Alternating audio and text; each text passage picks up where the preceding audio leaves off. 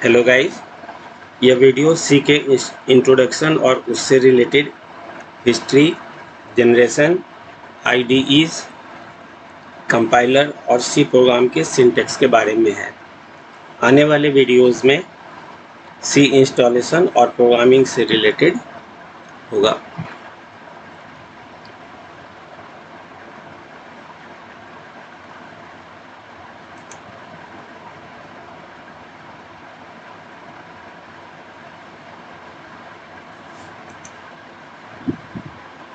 इस वीडियो में जिस टॉपिक्स को हम लोग कवर करेंगे, सबसे पहले सी का इंट्रोडक्शन, हिस्ट्री, जनरेशन, आईडीईज, कंपाइलर और एक छोटा सा प्रोग्राम और उसके सिंटैक्स के बारे में देखेंगे। सी एक बहुत ही सिंपल लैंग्वेज है। अदर लैंग्वेजेस में जो हमारे कीवर्ड्स होते हैं उनकी संख्या अधिक होती है, लेकिन सी में सिर्फ 32 कीवर्ड्स होते हैं और इसी के हेल्प से हम लोग अदर प्रोग्रामिंग्स और अदर एप्लीकेशंस को डेवलप करते हैं। वो 32 कीवर्ड्स हमारे पास ये दिए हुए हैं। ये सारे कीवर्ड्स का लिस्टिंग हमने इस रेफरेंस से लिया है। आप इस रेफरेंस पर और भी इसके डिटेल्स को देख सकते हैं। जो इसके कीवर्ड्स हैं वो auto, break, case, cat, const, continue, default, do, double, else, enum, extern, float, for, go to, if, int. Inline हमारा keyword introduced in ISO C99 में इंट्रोड्यूस किया गया था। इंट, लॉन्ग, रजिस्टर, रेस्ट्रिक्ट भी हमारा ISO C99 में introduce हुआ। Return, short, sign, size of, static, struct, switch, typedef, union, unsigned word, volatile, while. These are the keywords. इस keywords में जिसमें ये 1A, 1B ये सब लगे हुए हैं, ये सब बाद में इंट्रोड्यूस हुए जो डिफरेंट ISO वर्जन्स में दिए हुए हैं और उनके वर्जन्स यहाँ पे या उनसे रिलेटेड जो भी इंफॉर्मेशन है वो यहाँ पे दिए हुए हैं। ISO C99 में आप इसका पूरा डिटेल्स देख सकते हैं। इसी तरह से कुछ अदर कीवर्ड्स भी अटैच किए गए हैं इस सी में, जिनकी लिस्टिंग ये यहाँ से एलाइन ऑफ, एटॉमिक, बुल, ये सब कुछ एक्स्ट्रा है जो इस ईयर्स में विजुअल स्टूडियो के साथ अटैच किया गया है, ए और बी। तो ये हमारे 32 कीवर्ड्स हैं जिस कीवर्ड्स के हेल्प से हम अपनी सी की प्रोग्रामिंग करते हैं। अदर ये जो लैंग्वेज है वो फ्लेक्सिबल है, कहीं भी आप इसको यूज़ कर सकते हैं। नेक्स्ट, ये केस सेंसिटिव होता है। ज़्यादातर लैंग्वेज आप देखेंगे कि केस सेंसिटिव नहीं होते हैं, जैसे बेसिक लैंग्वेज में आप किसी भी की को अपर केस, लोअर केस, किसी भी या मिक्स केस में आप यूज़ कर सकते हैं। But in C language we have to use only small letters. Very few commands are in upper letter. बहुत कम कमांड्स ऐसे होंगे जो अपर लेटर में होंगे, जैसे फाइल, पॉइंटर्स एट्सेट्रा या एंड ऑफ फाइल। इस तरह के कुछ स्पेशल कमांड्स हैं जिनकी संख्या बहुत कम है, वो कैपिटल है। अदरवाइज अदर जितने भी कीवर्ड्स हैं वे हमारे स्मॉल लेटर्स में हैं। हम जो भी वेरिएबल्स डिफाइन करते हैं, फंक्शन के नाम देते हैं, वे सब हमारे ऊपर डिपेंड करते हैं कि अपर केस में होगा या लोअर केस में होगा। यदि हम कोई वेरिएबल डिफाइन करते हैं और वो वेरिएबल हमारा अपर केस में है, मान लें कि हमने कहीं पर स्मॉल ए दिया और कैपिटल ए दिया, तो ये दोनों अलग अलग वेरिएबल्स या अलग अलग आइडेंटिफायर्स कहलाएंगे। सी में दो तरह के वर्ड्स यूज़ किए जाते हैं। एक होता है कीवर्ड्स, जिसकी संख्या यहाँ पे 32 कीवर्ड्स दिए हुए हैं। ये 32 कीवर्ड्स हमारे कंपनी के द्वारा, सी लैंग्वेज के द्वारा प्रोवाइडेड है। और ये सब जो वेरिएबल हम अपने काम के लिए बनाते हैं या जो भी नाम या कोई भी वेरिएबल्स किसी मेमोरी वर्ड के लिए कोई भी वर्ड यूज़ करते हैं, आइदर वो सिंगल लेटर हो सकता है या मल्टीपल लेटर हो सकता है, दे आर कॉल्ड आइडेंटिफायर। तो सी की प्रोग्रामिंग में दो तरह के वर्ड्स यूज़ किए जाते हैं, एक कीवर्ड्स और दूसरा आइडेंटिफायर। आइडेंटिफायर यूज़र के द्वारा डिफाइंड होता है और उसका केस यूज़र के ऊपर डिपेंडेंट है कि वो अपर केस में होगा या लोअर केस में होगा। यदि हम लोअर केस यूज़ करते हैं लाइक दिस, तो ये इस अपर केस ए से डिफरेंट है, इन दोनों का मीनिंग अलग अलग माना जाएगा। ये हमारी इस सी लैंग्वेज में ध्यान रखना होता है कि हम जिस चीज़ को डिफ़ाइन कर दिया वो डिफ़ाइन आइडेंटिफायर होगा, और वो यदि अपर केस में लिखा गया है तो सभी जगह उस पर्पस के लिए या उसके लिए अपर केस ही यूज़ करेंगे। This is the concept of case sensitive. Then ये सी वर्साटाइल है, डिफरेंट प्लेटफॉर्म पे अवेलेबल्स है, लाइनेक्स पे यूज़ कर सकते हैं, विंडोज़ पे यूज़ कर सकते हैं, मैक पे यूज़ कर सकते हैं, डिफरेंट प्लेटफॉर्म्स वगैरह पे ये यूज़ कर सकते हैं। इसकी लाइब्रेरी हमारे अदर लैंग्वेज की लाइब्रेरी से काफ़ी अधिक है, क्योंकि ये सबसे पुराना सी लैंग्वेज हमारा है, और यहाँ जितनी लाइब्रेरीज़ अलग अलग एप्लीकेशन के लिए अलग अलग लाइब्रेरीज़ हम लोग के पास अवेलेबल्स है, और बहुत बड़ी लाइब्रेरी अवेलेबल्स है सी को कंप्लीट सी को जान पाना किसी सिंगल पर्सन्स के लिए पॉसिबल नहीं है। लेकिन हम जिस फील्ड में काम करते हैं, यदि हम ग्राफिक्स से रिलेटेड काम कर रहे हैं, तो हमारे लिए graphics.h library, graphics.h stands for header. तो ग्राफिक्स हेडर फाइल को हम इंक्लूड कर लें तो हम अपने ग्राफिक्स के सारे कमांड्स को यहाँ यूज़ कर सकते हैं। इसी तरह से यदि मैथ से रिलेटेड साइन, कॉस, टैन, इस तरह के यदि हमें कैलकुलेशन की ज़रूरत है, पावर, तो वैसे केस में हम एक लाइब्रेरी यूज़ करते हैं जिसको कहते हैं math.h या मैथ हेडर फाइल। इस तरह के डिफरेंट एप्लीकेशंस के लिए अलग अलग लाइब्रेरी बने हुए हैं, और यदि नेटवर्किंग में काम करना चाहते हैं, TCP पर काम करना चाहते हैं तो TCP.h, UDP पे काम करना चाहते हैं UDP.h। आई मीन जितने भी हमारे पास रियल लाइफ में एप्लीकेशंस हैं, उस काम को करने के लिए हमारे पास लाइब्रेरीज अवेलेबल्स हैं। अभी के समय में जो इंडस्ट्री 4.0 का एक मेन लैंग्वेज है जिसको हम पाइथन कहते हैं, आर्ट डेटाबेस एट्सेट्रा, ये सब जितने भी नए सॉफ्टवेयर्स आए हैं उनमें भी लाइब्रेरी अवेलेबल्स हैं, लेकिन पाइथन ज़्यादा पॉपुलर है, और पाइथन की भी लाइब्रेरी इस सी की लाइब्रेरी से कम है।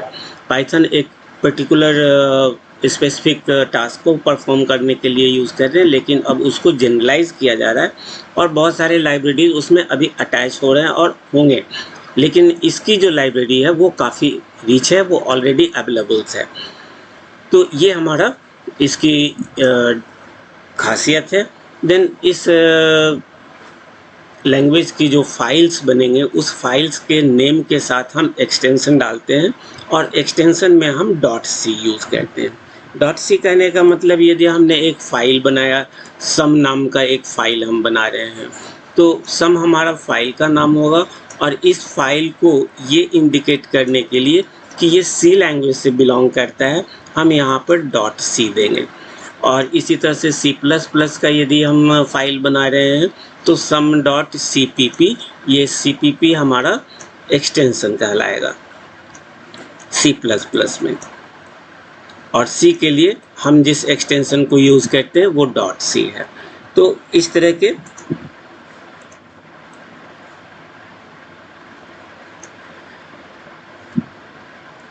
देन नेक्स्ट फीचर है ये हाई लेवल लैंग्वेज है।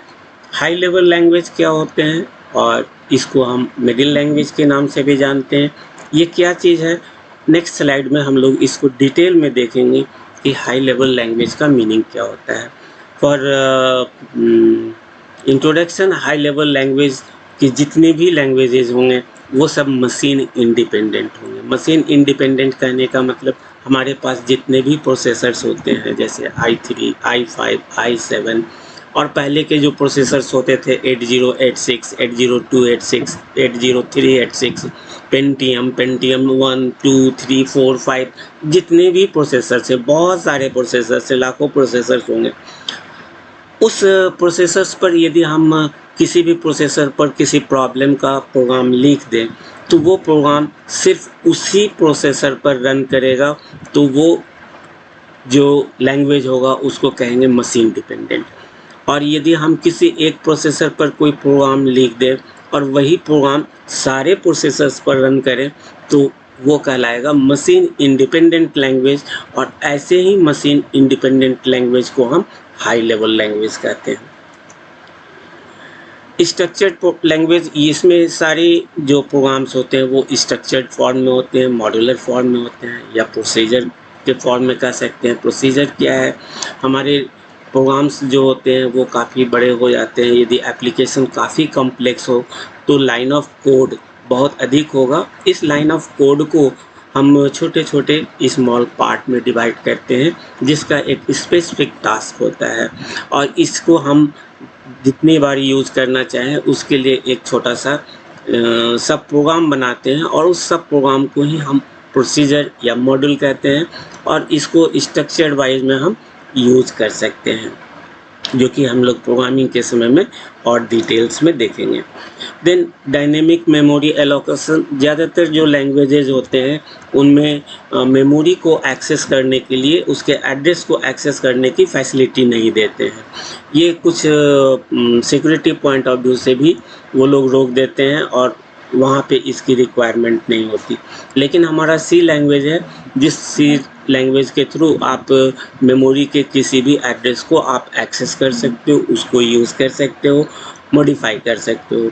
तो इस डायनेमिक मेमोरी एलोकेशन के लिए हम जिस कमांड को यूज़ करते हैं, मैलॉक, कैलॉक, रियलॉक, ये हमारे डिफरेंट कमांड्स हैं जिसके थ्रू हम डायनेमिक मेमोरी एलोकेशन कर उसको यूज़ कर सकते हैं। तो ये काफ़ी इम्पॉर्टेंट फीचर है सी के, और C++ में और अदर लैंग्वेज में ये फैसिलिटीज़ हटा दी गई है। और इसी डायनेमिक मेमोरी एलोकेशन की वजह से हम जो डेटा स्ट्रक्चर बनाते हैं, उस डेटा स्ट्रक्चर में इस डायनेमिक मेमोरी एलोकेशन के कंसेप्ट को, मैलॉक, कैलॉक, रियलॉक को हम यूज़ करेंगे, जो आगे आप पढ़ेंगे। Then support industry 4.0 etcetera. तो ये सबसे बड़ी फीचर्स है कि सबसे पुरानी लैंग्वेज होने के बावजूद भी आज के इंडस्ट्री में हम इस लैंग्वेज को यूज़ करते हैं। जितनी भी बड़ी बड़ी कंपनीज़ हैं, लाइक वोडाफोन, जियो एट्सेट्रा, ये जितने भी कंपनीज़ हैं, वो अपने एप्लीकेशन को डेवलप करने के लिए आज भी सी को यूज़ करते हैं, और अच्छे पैकेज इसमें उनको मिलते हैं। तो ये हमारी सी की ब्यूटी है, और इसका कुछ एक छोटा सा इंट्रोडक्शन है। सी बहुत बड़ी चीज़ है, इसको किसी एक पर्सन्स के लिए एक लाइफ में सीख पाना पॉसिबल नहीं है। हाँ, हम एक एप्लीकेशन वाइज इसको सीख सकते हैं। नेक्स्ट हमारे इस सी की हिस्ट्री क्या है? तो इस सी के बारे में हम थोड़ी सी एक छोटा सा हिस्ट्री बता रहे हैं कि ये डेनिस रिची के द्वारा 1972 में बेल लेबोरेटरीज, जो कि यूएसए में है, डेवलप किया गया था। क्यों डेवलप किया गया था, ये हम अपने जनरेशन के केस में देखेंगे। It was first implemented on the deck PDP-11 computer. ये सबसे पहली बार जिस कंप्यूटर पर रन कराया गया, उस कंप्यूटर का नाम डेक PDP-11। ये हिस्ट्री इसलिए रिक्वायर्ड है कि कभी कभी ऑब्जेक्टिव क्वेश्चंस में पूछ देते हैं कि who is the developer of C language, in which year. तो वैसे केस में एट विच लेबोरेटरी, तो वैसे केस में आपको ये ऑब्जेक्टिव क्वेश्चन का आंसर, या किस कंप्यूटर पर इसको पहली बार रन कराया गया, इससे रिलेटेड होने की वजह से हमने यहाँ पे इसका छोटा सा इंट्रोडक्शन दिया। For details you can use internet. Then next जो टॉपिक्स हमारा है वो सी लैंग्वेज का जनरेशन है। हमारे पास बहुत सारे डिफरेंट लैंग्वेज जनरेशन्स हैं, जैसे first generation language, second generation language, third generation, fourth, fifth. अभी हमारे पास फिफ्थ जनरेशन लैंग्वेज चल रहे हैं। बहुत से स्टूडेंट्स को जो सी की बहुत अच्छी प्रोग्रामिंग करते हैं, बट उनके पास ये नॉलेज नहीं होती कि कौन सा लैंग्वेज किस जनरेशन का है और इसको कब डेवलप किया गया, प्लस क्या इसकी इम्पोर्टेंस है, क्यों इसको यूज़ किया गया।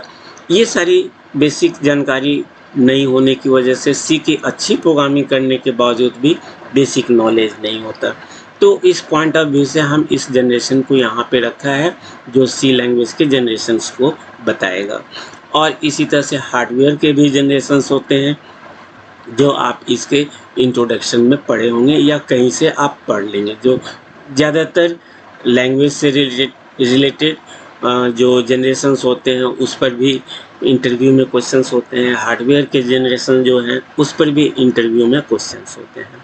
तो हार्डवेयर जनरेशन चूँकि यहाँ पे हमें नहीं चाहिए इसलिए हम उसको डिटेल्स नहीं देख रहे, लेकिन आप नॉलेज पॉइंट ऑफ व्यू से नेट से उसको स्टडी कर लेंगे। यहाँ पर हम कंप्यूटर जनरेशन के लैंग्वेज के बारे में देख रहे हैं और इस जगह पे जो हमारे जनरेशन्स हैं वो कंप्यूटर लैंग्वेज के जनरेशन्स को बेसिकली दो पार्ट में हम लोग डिवाइड करते हैं। First is called procedural language. Procedural language क्या है, अभी जस्ट बताया कि कम्प्लेक्स प्रोग्राम को छोटे छोटे स्मॉल स्पेसिफिक टास्क में डिवाइड करते हैं और इस स्पेसिफिक टास्क को जो हम की जो प्रोग्रामिंग करेंगे that is called a procedural programming. तो इस तरह से छोटे छोटे प्रोग्राम्स को बना करके हम एक कम्प्लेक्स प्रोग्राम को कंबाइन कर हैंडल करते हैं। तो ये हमारा प्रोसीजरल लैंग्वेज है और इस प्रोसीजरल लैंग्वेज की एक सबसे बड़ी विशेषता है कि we will emphasis on the instructions not on the data. हम ज़्यादातर यहाँ पर एम्फेसिस देते हैं कि मेरा इंस्ट्रक्शन सही हो, उसका सिंटेक्स सही हो, उसका एप्लीकेशंस, उसका रिजल्ट सही हो, लेकिन डेटा की सिक्योरिटी पर हम यहाँ पर ध्यान नहीं देते हैं। यदि हमारे पास कोई डेटा दी हुई है और उसको सिक्योर करना है, फॉर एग्जांपल यदि बैंकिंग सिस्टम को हम लें तो बैंकिंग सिस्टम के जो अकाउंट्स के डेटा होते हैं वो किसी पर्टिकुलर इंडिविजुअल पर्सन्स के होते हैं। इंडिविजुअल पर्सन्स के जो डेटा हैं उसको सिर्फ वही एक्सेस कर सकता है या बैंक के जो ऑफिसर्स या उसके जो स्टाफ हैं वो एक्सेस कर सकते हैं। अब यदि हम सारे पर्सन्स को किसी के अकाउंट को एक्सेस करने दें तो वैसे केस में फ्रॉड की संभावना होगी। तो वहाँ पे हमें डेटा की सिक्योरिटी चाहिए। पहले के समय में ज़्यादातर हम लोग इंस्ट्रक्शंस को ध्यान देते थे, डेटा पे कभी ध्यान नहीं दिया। तो वैसे केसेस में हमें एक ऐसे लैंग्वेज की ज़रूरत पड़ी जिसमें कि इंस्ट्रक्शन के साथ हम ज़्यादातर अपने डेटा को सिक्योर कर सकें, जो प्रोसीजरल लैंग्वेज के बाउंड्री से अलग है। तो beyond the procedural language boundary हम लोग जिस लैंग्वेज को डेवलप किया that is called non procedural language. इस नॉन प्रोसीजरल लैंग्वेज में हम डेटा पर एम्फेसिस दे सकते हैं और डेटा को सिक्योर कर सकते हैं। जब तक हम नहीं चाहें हम अपने डेटा को एक्सेस नहीं कर सकते हैं। तो ये एक न्यू रिक्वायरमेंट की वजह से नॉन प्रोसीजरल लैंग्वेज को डेवलप करने की ज़रूरत हुई। इस प्रोसीजरल लैंग्वेज को फर्दर हम लोगों ने दो मेन कैटेगरीज में डिवाइड किया, जिसमें से फर्स्ट कैटेगरी हमारा था लो लेवल लैंग्वेज, जिसको हम मशीन डिपेंडेंट भी कहते हैं, MD. MD stands for machine dependent. Machine dependent कहने का मतलब है कि हमारे पास बहुत सारे प्रोसेसर्स आज के समय में अवेलेबल्स हैं। पुराने समय से अभी तक के बहुत सारे प्रोसेसर्स हैं, जिसमें से कुछ के एग्जांपल्स हम यहाँ पर आपको दिखा रहे हैं। 8086, 80286, 80386, 486 और 586 को पेंटियम कहा। इसी पेंटियम में ड्यूअल कोर और कोर टू ड्यूअल की वजह से पेंटियम 1, पेंटियम 2 और फिर इसके बाद का जो हमारा न्यू प्रोसेसर्स आए i3, i5, i7, power PC, इस तरह के बहुत सारे डिफरेंट प्रोसेसर्स हैं। लाखों प्रोसेसर्स हमारे पास अवेलेबल्स हैं। अब मशीन डिपेंडेंट कहने का मतलब ये है कि यदि हम कोई प्रोग्राम किसी एक प्रोसेसर्स पर बना रहे हैं, मान लीजिए कि हम 8086 जो पुरानी मशीन है उस पर एक प्रॉब्लम को हमने सॉल्व किया। इस प्रॉब्लम को सॉल्व किया, इसके एल्गोरिदम्स को लिखे, इसके प्रोग्राम को हम लोगों ने लिखा। एल्गोरिदम तो सबके लिए सेम होगा, लेकिन इस प्रॉब्लम का जो प्रोग्राम होगा वो प्रोग्राम हम इस 8086 की मशीन पर बना दिए। अब ये प्रोग्राम हमारा सिर्फ और सिर्फ 8086 के मशीन पे ही रन करेगा। यदि उस प्रोग्राम को हम चाहें कि 80286 पर रन कराएं तो वो नहीं रन होगा।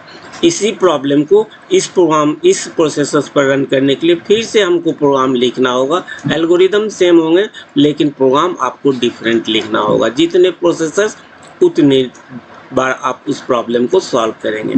तो यदि मेरे पास लाखों प्रोसेसर्स हैं तो सेम प्रॉब्लम को सॉल्व करने के लिए आपको 1 लाख टाइम्स इस प्रॉब्लम की प्रोग्रामिंग करनी होगी। ये कंसेप्ट होता है हमारे लो level language. LLL stands for low level language, और इसी को हम मशीन डिपेंडेंट करते हैं क्योंकि ये आर्किटेक्चर बेस्ड होते हैं। आर्किटेक्चर बेस्ड कहने का मतलब हो गया कि आपका प्रोसेसर का जो आर्किटेक्चर है, हार्डवेयर में हम लोग इसको डिफाइन करते हैं और समझते हैं कि आर्किटेक्चर क्या होते हैं। तो आर्किटेक्चर के अकॉर्डिंग इसके सारे कमांड्स होंगे। तो इस तरह के मशीन डिपेंडेंट लैंग्वेज को हम लोगों ने एक स्पेशल नाम दिया, that is called low level language.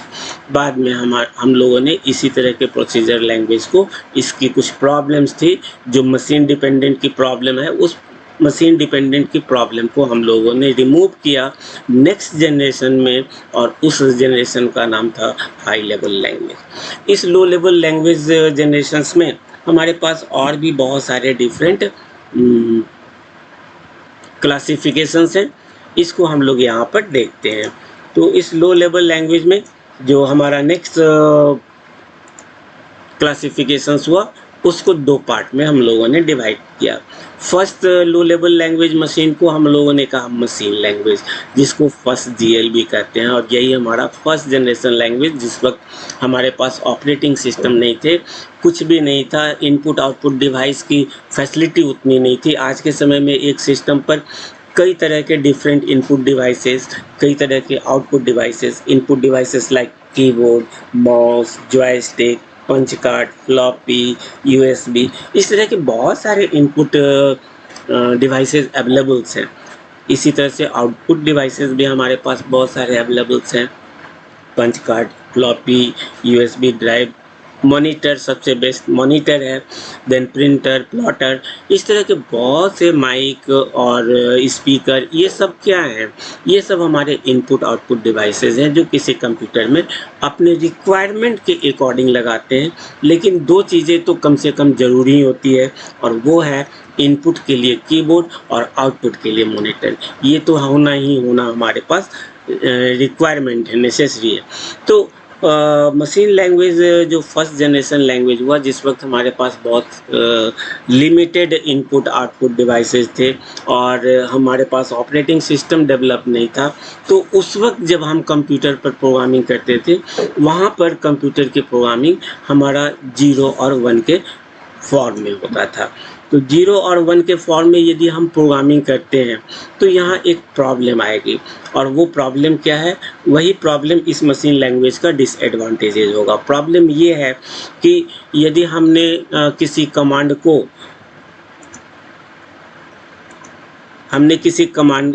के लिए 001 कोड किया है, सपोज करें कि ऐड के लिए हमने 001 लिखा, तो ऐड के लिए यदि हमने 001 लिखा तो इसी तरह से आप सब्सट्रैक्ट के लिए कोई इसकी वैल्यूज़ देंगे जो कि कंप्यूटर और उस प्रोसेसर के आर्किटेक्चर पर डिपेंड करेगा। मान लीजिए कि इसके लिए 010 यानी 3 बिट का हम अपना इंस्ट्रक्शन रख रहे हैं। तो 3 बिट के इंस्ट्रक्शन कहने का मतलब हो गया 2 to the power 3। हमारे पास मैक्सिमम कितने कमांड्स होंगे? 8 डिफरेंट इंस्ट्रक्शंस हो सकते हैं। यदि आपके पास इंस्ट्रक्शंस की संख्या और अधिक हो, सपोज कीजिए कि मेरे पास 16 है, तो हमको कम से कम 4 बिट लेकर के चलना होगा। इस तरह से इंस्ट्रक्शन का लेंथ जो होता है वो डिपेंड करता है हमारे पास कितने डिफरेंट इंस्ट्रक्शंस हैं, और उस इंस्ट्रक्शंस के अकॉर्डिंग हम अपने इंस्ट्रक्शंस की कोडिंग करते हैं।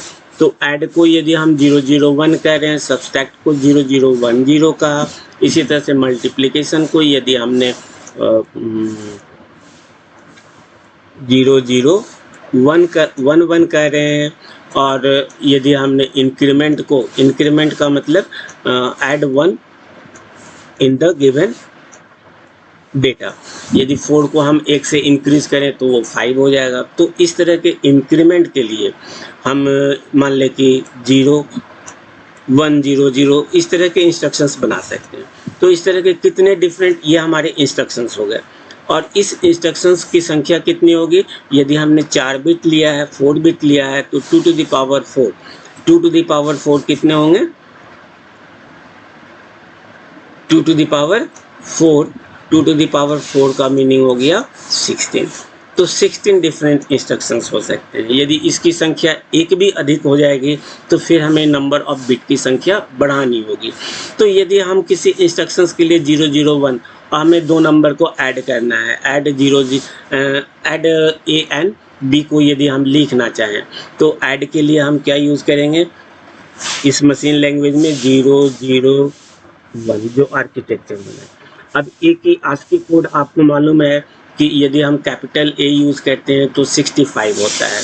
65 कहने का मतलब कि इसकी वैल्यू हो जाएगी 0 0 0 0 0 1।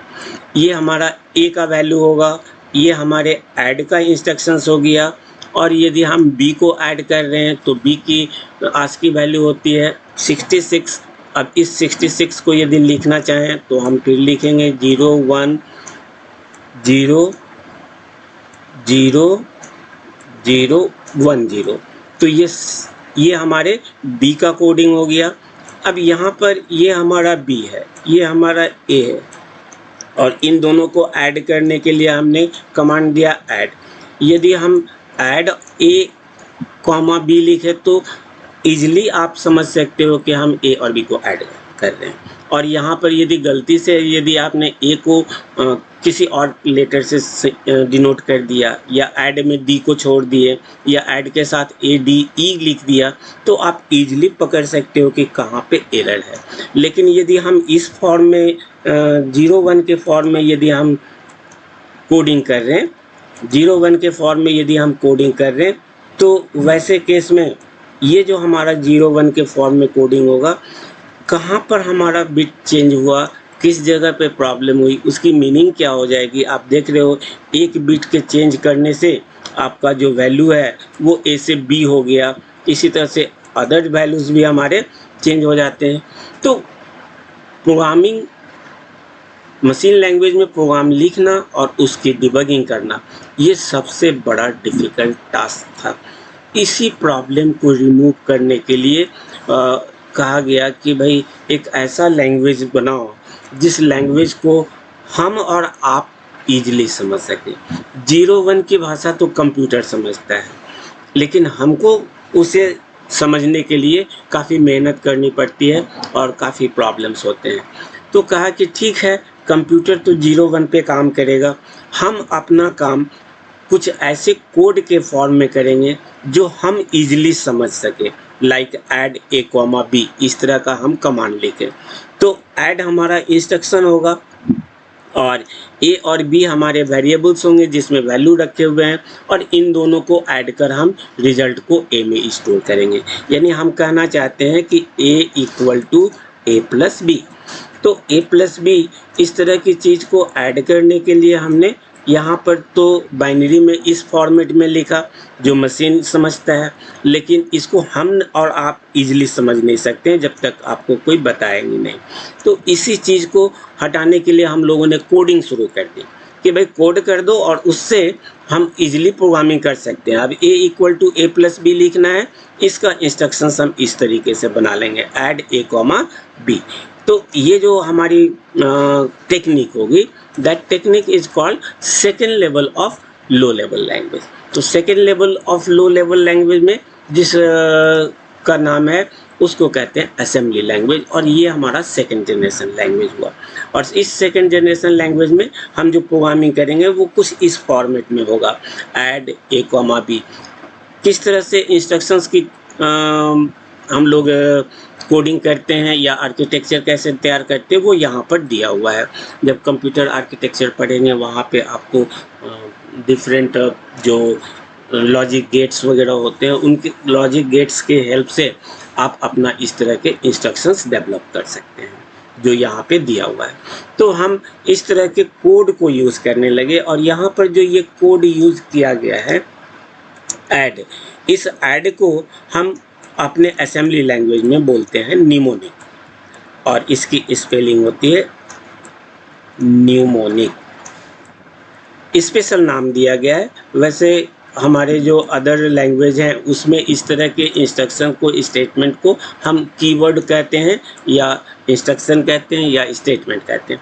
तो यहाँ पर जो असेंबली लैंग्वेज में हमारे कोड होंगे उस कोड को हम निमोनिक बोलेंगे। जितने भी इंस्ट्रक्शंस हैं they are known as a mnemonic. तो निमोनिक के हेल्प नाम से जानते हैं और इस तरह के निमोनिक हम अपने असेंबली लैंग्वेज में बनाते हैं। तो 80X का असेंबली लैंग्वेज अलग होगा, 80286 का अलग होगा, 80386 का अलग होगा। हम ज़्यादा से ज़्यादा 2 या 3 या 4 बहुत अधिक लेबोरियस हैं तो 5 और 6 डिफरेंट असेंबली प्रोसेसर्स के असेंबली लैंग्वेज को सीख सकते हैं। सारे प्रोसेसर्स के असेंबली लैंग्वेज का मास्टर नहीं बन सकते। तो इसके लिए अलग अलग कंपनी अपने अपनी डिफरेंट प्रोसेसर्स के लिए अलग अलग इंजीनियर्स भेजते हैं और वो उसकी प्रोग्रामिंग करते हैं असेंबली में। बाद में इस प्रॉब्लम को रिमूव करने की कोशिश की गई। असेंबली लैंग्वेज को हम और आप तो अब इजीली समझ गए, ये बहुत आसानी से हम लोगों ने समझ लिया कि ऐड ए कॉमा बी। अब ऐड को कहीं पर यहाँ पर कोई बंदा ADE लिखा तो तुरंत बोलेंगे तुम यहाँ पे इंस्ट्रक्शन गलत लिख रहे हो। यहाँ कॉमा छोड़ दिया, हम उसको तुरंत कहेंगे तुम यहाँ पे कॉमा छोड़ रहे हो। ए की जगह पे यदि उसने डबल ए लिख दिया कहेंगे यहाँ पर एक्स्ट्रा ए लगा हुआ है। इसका मतलब हो गया प्रोग्राम लिखना और उसकी डिबगिंग करना असेंबली लैंग्वेज में आसान हो गया, जो कि जनरल ह्यूमन लैंग्वेज के इक्विवेलेंट कमांड बना दिए गए। तो इस तरह के इक्विवेलेंट कमांड को हम और आप तो समझ गए, मगर कंप्यूटर कैसे समझेगा? कंप्यूटर को तो 0-1 की भाषा ही केवल आती है, उसको तो किसी और तरह की भाषा ही नहीं आती।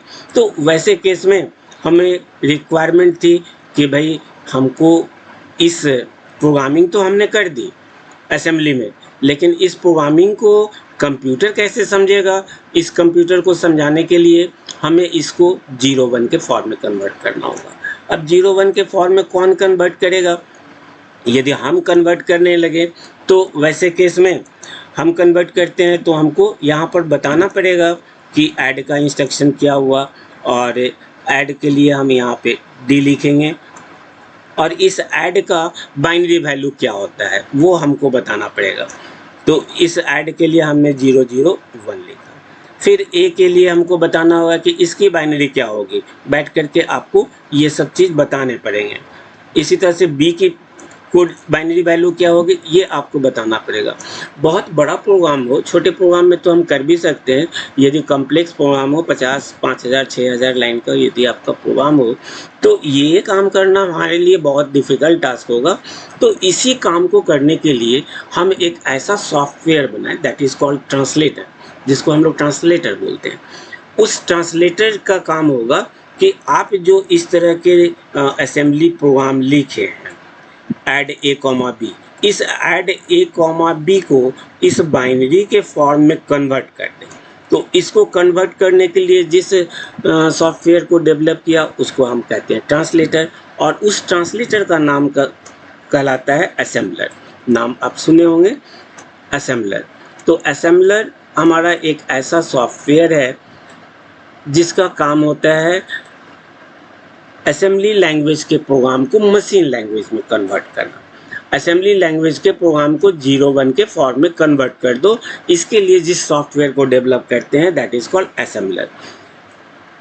और हमारे पास 2 तरह के असेंबलर्स होते हैं, एक होता है टर्बो असेंबलर और दूसरा होता है माइक्रोसॉफ्ट असेंबलर। दोनों से आप काम कर सकते हैं, लेकिन इसमें माइक्रोसॉफ्ट असेंबलर जो हमारा है वो माइक्रोसॉफ्ट असेंबलर काफ़ी एडवांस है, जिसके हेल्प से आप किसी भी चीज़ की, चाहे वो इलेक्ट्रिकल, इलेक्ट्रॉनिक्स या कोई भी इक्विपमेंट है उसको आप हैंडल कर सकते हो। ये इसकी खासियत है।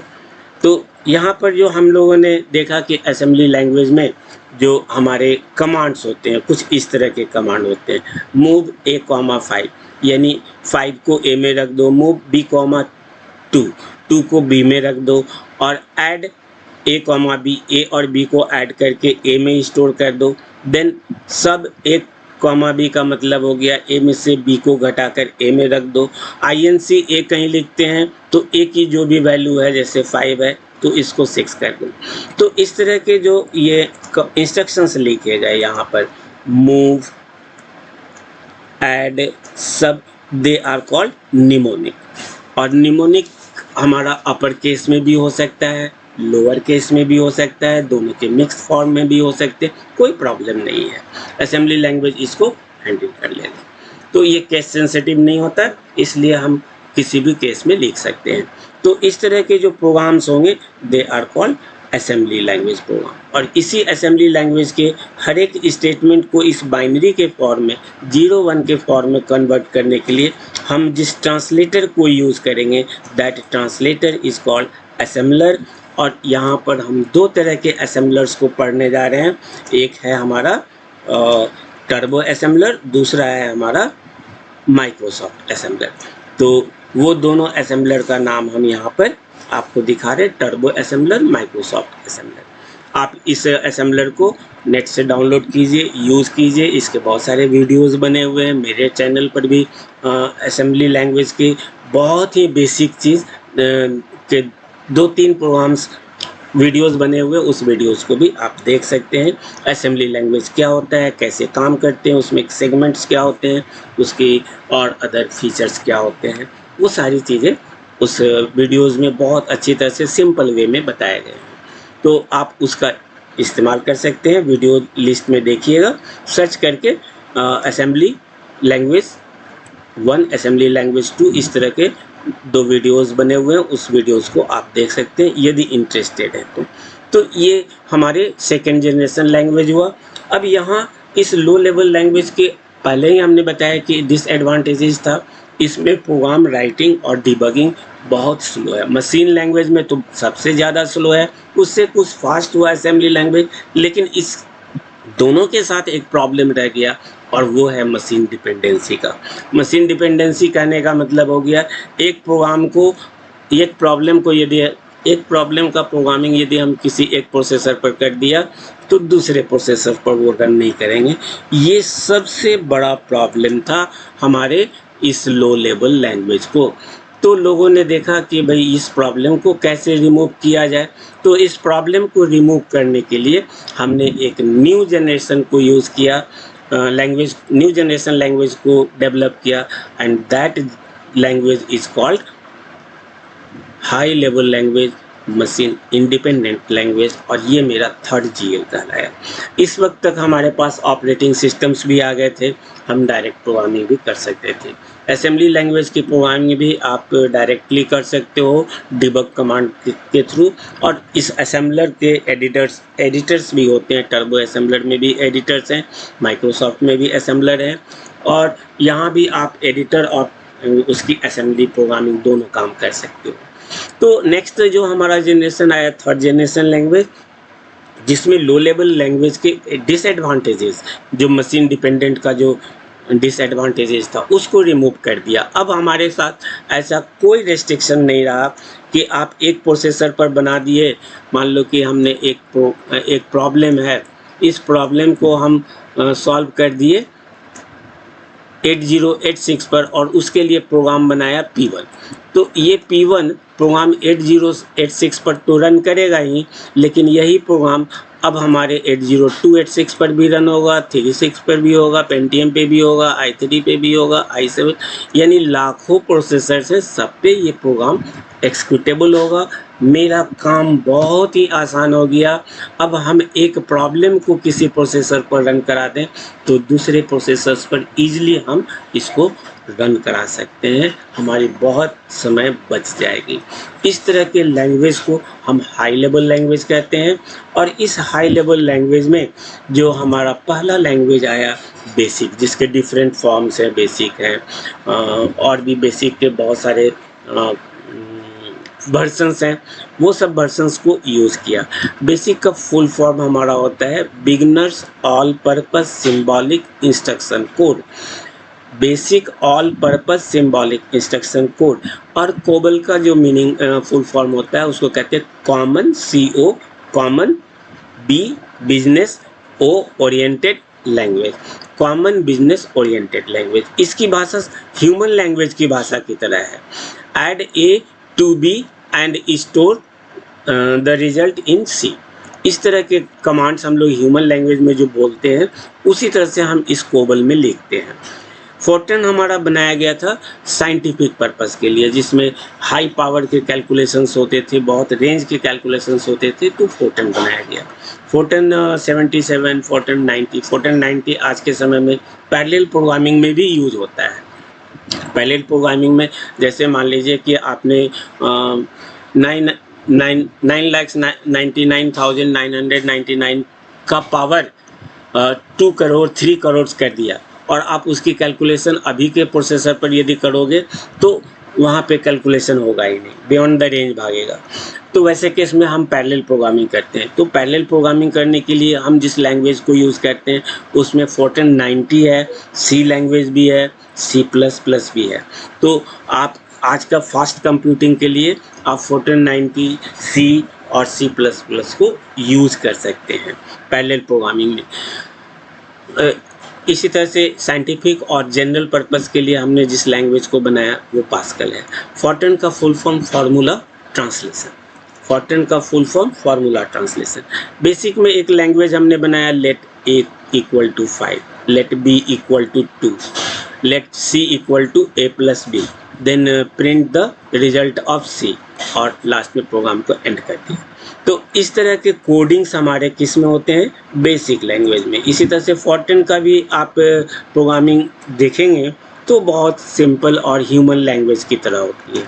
तो जैसा आप यहाँ पे देखा कि असेंबली लैंग्वेज के कोड ह्यूमन को आसानी से समझ में आएगा लेकिन कंप्यूटर इसको समझ नहीं पाएगा। इसके लिए हम लोगों ने अपना एक ट्रांसलेटर बनाया जिसको असेंबलर बोले। इसी तरह से हाई लेवल लैंग्वेज और अदर लैंग्वेज को मशीन लैंग्वेज यानी 0-1 में कन्वर्ट करने के लिए हमें एक ट्रांसलेटर की ज़रूरत पड़ेगी और वो ट्रांसलेटर का नाम कहलाएगा, इस किसी भी प्रोग्राम को रन करने के लिए 0-1 में लाना ही है आपको, चाहे वो आप मैनुअली 0-1 में लिखिए या आप किसी सॉफ्टवेयर या किसी और वे में आप उसको 0-1 के फॉर्म में कन्वर्ट कीजिए। तो हम लोगों ने एक ट्रांसलेटर बना लिया इस हाई लेवल लैंग्वेज और अदर लैंग्वेज के प्रोग्राम को मशीन लैंग्वेज में कन्वर्ट करने के लिए, और उस ट्रांसलेटर का नाम यहाँ पे हम लोगों ने रखा कंपाइलर, जिसके बारे में और थोड़ी सी डिटेल्स हम लोग नेक्स्ट स्लाइड में देखेंगे कि C के लिए कौन कौन से कंपाइलर्स हैं।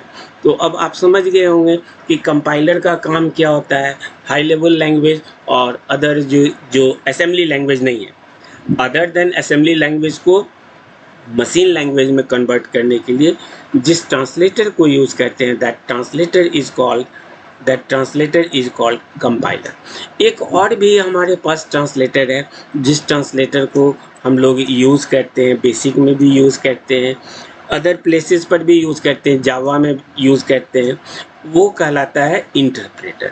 तो इस तरह के दो हमारे पास ट्रांसलेटर हैं असेंबली लैंग्वेज के सिवा या अदर देन असेंबली लैंग्वेज को मशीन लैंग्वेज में कन्वर्ट करने के लिए हमारे पास दो डिफरेंट ट्रांसलेटर मिल गए, और वो है कंपाइलर और इंटरप्रेटर।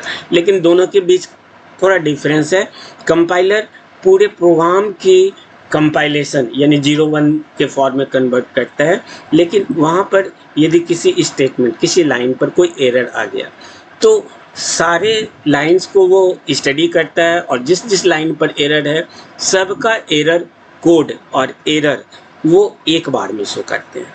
लेकिन इंटरप्रेटर के साथ ऐसा नहीं होता है। इंटरप्रेटर कहता है कि आप 10 लाइन का प्रोग्राम लिखे हो, फर्स्ट लाइन पे एरर है तो पहले आप फर्स्ट लाइन के एरर को हम शो करते हैं कि यहाँ पे कौन सा एरर है, किस तरह का एरर कोड है, उसको ठीक करो। जब उसको आप ठीक करते हो तो वो सेकंड लाइन पे जाता है, सेकंड यदि करेक्ट है फिर थर्ड पे जाएगा, जहाँ भी एरर मिलेगा वहीं रुक जाएगा और उस लाइन के एरर और एरर कोड को आपको शो कर देगा। आप जब तक उसको एरर को रिमूव नहीं करेंगे वो नेक्स्ट लाइन पे जाने ही नहीं देगा। ये इंटरप्रेटर के साथ होता है। तो हम कह सकते हैं कि compiler converts the whole program into machine language at a time, while interpreter converts line by line of the high level language code. Okay, तो ये हमारा दोनों के बीच डिफरेंस था। ये पूरे प्रोग्राम की डिबगिंग करता है एट ए टाइम कंपाइलर, और ये लाइन बाय लाइन करता है। तो ये दोनों के बीच डिफरेंस था। जावा हमारा एक ऐसा लैंग्वेज है जिसमें इंटरप्रेटर को भी यूज़ करते हैं और कंपाइलर को भी यूज़ करते हैं। तो जो सी लैंग्वेज है उसमें हम लोग कंपाइलर यूज़ करते हैं। बहुत से ऐसे लैंग्वेजेज हैं जिसमें सिर्फ कंपाइलर्स होते हैं, कुछ ऐसे भी हैं जिसमें इंटरप्रेटर और कंपाइलर दोनों होते हैं, लाइक जावा। तो ये सब हमारे कुछ इंफॉर्मेशंस थे जो हम आपके साथ शेयर करना चाहते थे।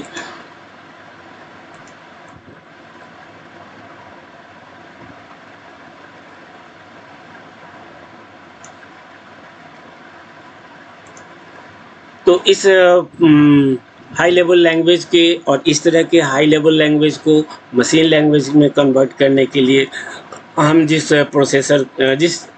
ट्रांसलेटर को यूज़ करेंगे वो ट्रांसलेटर हमारा कंपाइलर होगा और इंटरप्रेटर होगा। देन नेक्स्ट जो प्रोसीजरल लैंग्वेज का प्रॉब्लम था, प्रोसीजरल लैंग्वेज का डिसएडवांटेजेस था, ये डेटा की एम्फेसिस नहीं देता, डेटा की सिक्योरिटी नहीं देता। तो इस तरह के प्रॉब्लम जो प्रोसीजरल के बाउंड्री से बियॉन्ड है, आज का रिक्वायरमेंट है, आज की इंडस्ट्री का रिक्वायरमेंट है। आज के इस इंडस्ट्री के रिक्वायरमेंट को फुलफिल करने के लिए हम लोग नेक्स्ट जनरेशन बनाया, that is called fourth generation language, और इसको हम लोगों ने कहा ऑब्जेक्ट ओरिएंटेड प्रोग्रामिंग्स।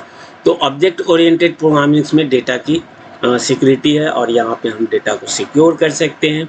इसमें बहुत सारे डिफरेंट लैंग्वेजेज हैं, जैसे कि हमने कुछ लिस्ट लिखा है, C++, जावा, पाइथन, जावा स्क्रिप्ट, एडा, PHP, Kotlin, HTML, type script, action script programming paradigm. तो ये हमने कुछ ओप्स का नाम लिखा, और भी बहुत सारे ऑब्जेक्ट ओरिएंटेड प्रोग्रामिंग लैंग्वेज है जिसमें डेटा की सिक्योरिटी मिलती है। और इस डेटा की सिक्योरिटी के साथ अब हमारे पास एक न्यू रिक्वायरमेंट आ गई कि हम किसी प्रॉब्लम को सॉल्व करने के लिए सिस्टम की जो प्रोग्राम सिस्टम पर जो प्रॉब्लम हम सॉल्व करेंगे उसके लिए प्रोग्राम और उसकी डिज़ाइन, उसकी सारी रिस्पॉन्सिबिलिटी प्रोग्रामर के ऊपर होती है। आप पहले प्रॉब्लम को एनालाइज करते हैं, फिर उसके लिए फॉर्मूलेशन करते हैं, फॉर्मूलेशन के बाद उसकी एल्गोरिदम्स लिखते हैं, एल्गोरिदम्स के बाद उसके हम प्रोग्रामिंग करते हैं। ये सारी रिस्पॉन्सिबिलिटी प्रोग्रामर्स की होती है। तो अब हमारे बीच एक कंसेप्ट आया कि हम प्रॉब्लम केवल बता दें तो उस प्रॉब्लम के एनालिसिस और उसका एल्गोरिदम, उसकी प्रोग्रामिंग ये सिस्टम क्यों नहीं करता है।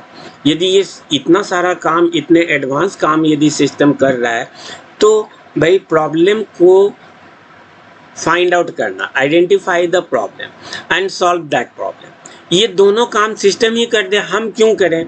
तो इस तरह के कंसेप्ट को यूज़ करने के लिए हम लोग एक नए जनरेशन को डेवलप किया, नए जनरेशन के लैंग्वेज को डेवलप किया, that is called fifth generation language, और इसका नाम पड़ा AI, आर्टिफिशियल इंटेलिजेंस।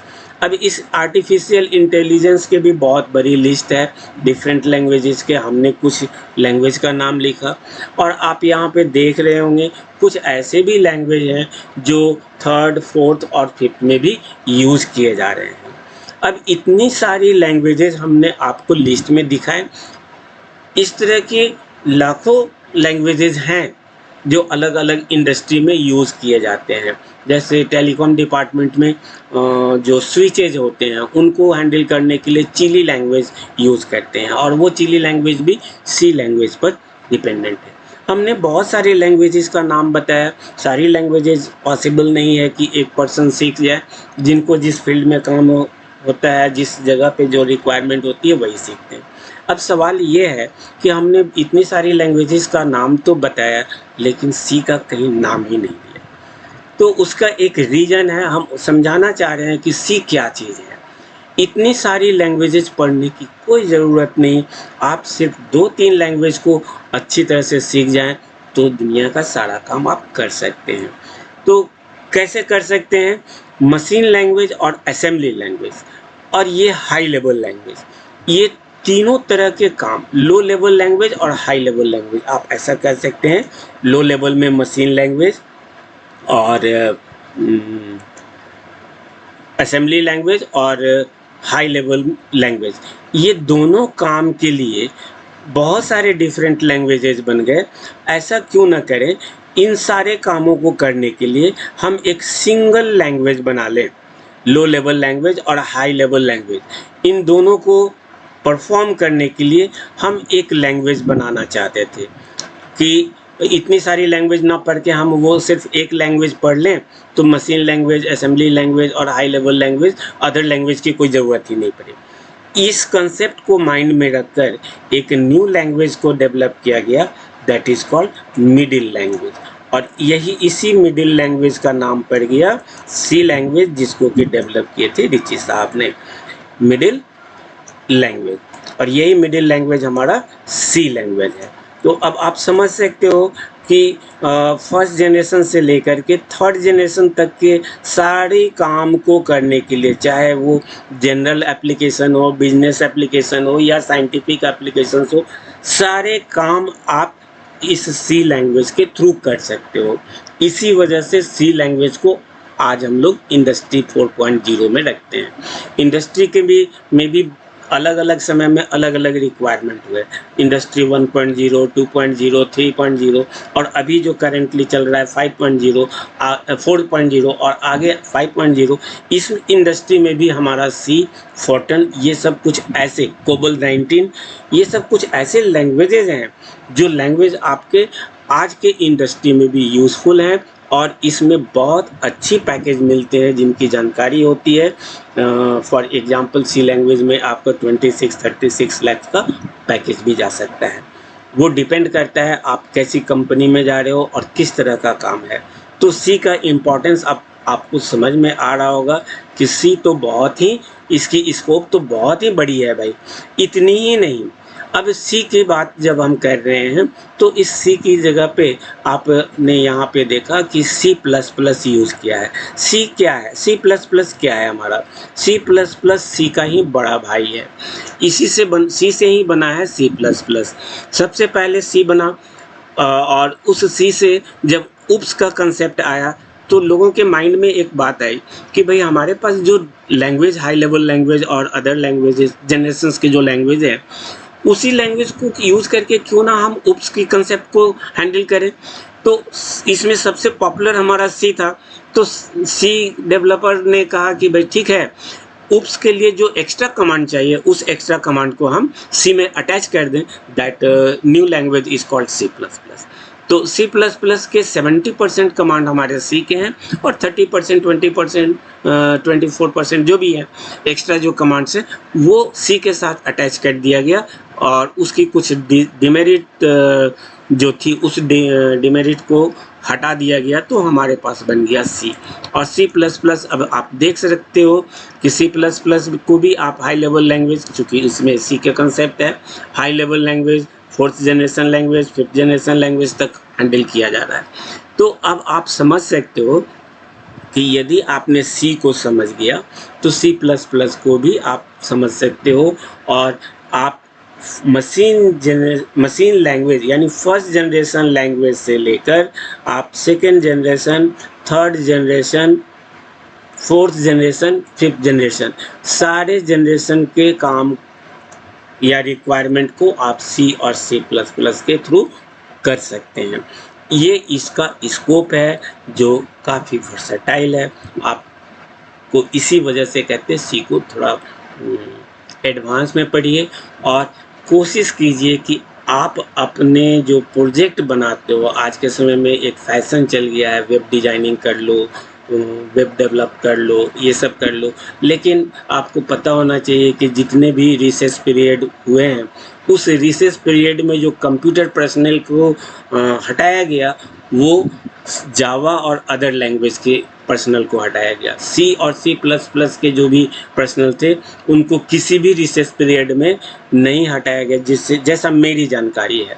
और आज भी आपका सी और सी प्लस प्लस के जो भी सॉफ्टवेयर डेवलपर्स हैं, उनको नहीं हटाया गया। अब ये नहीं कह रहे कि आप नई जो लैंग्वेजेज आ रहे हैं पाइथन्स, उनको यूज़ ना करें, लेकिन सी सी प्लस प्लस एक ऐसा आपको प्लेटफॉर्म है जिस प्लेटफॉर्म से आज की इंडस्ट्री को भी हैंडल किया जा सकता है। For example internet of things, cloud computing, parallel computing, इन सबों में आप सी यूज़ करते हैं। इंटरनेट ऑफ थिंग्स, आईओटी का नाम जो देख रहे हैं, जो आपका ये मोबाइल है और अदर जो smart devices, smart city, smart home जो बना रहे हैं, उन सारे जगहों पे सी को यूज़ कर रहे हैं।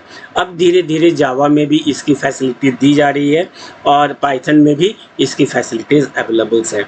लेकिन बहुत से ऐसे लैंग्वेजेज हैं जो आज की रिक्वायरमेंट्स, जैसे स्मार्ट सिटीज़ बनाना, स्मार्ट एम्बेडेड सिस्टम को यूज़ करना, वहाँ पे हमारा C C plus plus use होता है, जिसके थ्रू आप इंटरनेट ऑफ थिंग्स और क्लाउड कंप्यूटिंग, पैरेलल कंप्यूटिंग, जितने भी फास्ट कंप्यूटिंग और अदर कंसेप्ट्स हैं, उनको आप यूज़ करते हैं। So these are the some instructions जिसको कि हम आपके साथ शेयर करना चाहते थे। नेक्स्ट जो हमारा टॉपिक्स है वो है IDEs। जैसा कि अभी आपने देखा कि जनरेशन्स में हम लोग बहुत सारे कंपाइलर को यूज़ करते हैं। तो भाई बहुत सारे कंपाइलर्स हैं। अब आप ऐसा एक प्लेटफॉर्म हमें चाहिए जहाँ पर हम डिफरेंट लैंग्वेज को हैंडल कर सकें, क्योंकि कंपाइलर का काम सिर्फ उसको कन्वर्ट करना, मशीन लैंग्वेज में कन्वर्ट करना होता है, मगर प्रोग्राम की राइटिंग हम कहाँ पे करें? तो प्रोग्राम को राइट करना और उसको कंपाइल करने के लिए हमको एक ऐसा प्लेटफॉर्म चाहिए जहाँ पर हम डिफरेंट लैंग्वेज को यूज़ कर पाएँ, उसके प्रोग्राम को लिख पाएँ, उसको कोड को हम कंपाइल कर पाएँ। तो इसके लिए हमारे पास बहुत सारे IDE बने हुए हैं। इस IDE का full form integrated development environments होता है। इस इंटीग्रेटेड डेवलपमेंट इन्वायरमेंट्स के थ्रू आप किसी भी लैंग्वेज का प्रोग्राम राइट कर सकते हो, यानी एडिटर की फैसिलिटी ये देता है। After writing the program you have to compile that program, उस प्रोग्राम को कंपाइल करना है। तो कंपाइल करने के लिए आप जिस लैंग्वेज को में कंपाइल करना चाहते हैं, उस लैंग्वेज के कंपाइलर को इस IDE के साथ सेट करना होगा। तो यहाँ पे बहुत सारे डिफरेंट IDE हैं। इस IDE में आप जब काम करोगे तो एडिटर तो ये प्रोवाइड कर देता है, किसी भी लैंग्वेज का प्रोग्राम लिख सकते हैं, लेकिन जिस लैंग्वेज में आप इसकी कंपाइलेशन करना चाहते हैं, उसके कंपाइलर को सेट करना होगा। ये इसके साथ एक थोड़ी कह सकते हैं कि स्टेप एक्स्ट्रा बढ़ जाता है। और यदि एक बार आपने सेटिंग कर दिया उस कंपाइलर को उस IDE के साथ, तो आपका वो प्रोग्राम आसानी से वहाँ पे लिखा जा सकता है। अब IDE की फैसिलिटी क्या होती है? यदि हम कोई प्रोग्राम लिख रहे हैं, जैसे एक सी में, यदि आपके पास थोड़ी बहुत कंसेप्ट होगी सी की, तो आप समझ सकते हो। सी में हम एक प्रोग्राम लिखते हैं इफ़, और यहाँ पे हम कंडीशन डालते हैं, कंडीशन देते हैं जो एक्सप्रेशन पर बेस्ड होते हैं। और इस कमांड के बाद हम कर्ली ब्रैकेट देते हैं। कर्ली ब्रैकेट के बाद हमारे डिफरेंट स्टेटमेंट्स होते हैं और इस कर्ली ब्रैकेट को क्लोज करते हैं। यदि ये कंडीशन ट्रू हुआ तो हमारा ये ब्लॉक काम करेगा, और यदि ये कंडीशन हमारा फॉल्स हो गया तो इसके एल्स पार्ट में जाएंगे और एल्स पार्ट में फिर ब्लॉक बनाएंगे। सिंगल स्टेटमेंट भी हो सकते हैं, मल्टीपल स्टेटमेंट भी हो सकते हैं। तो ये कहने का मतलब ये हुआ कि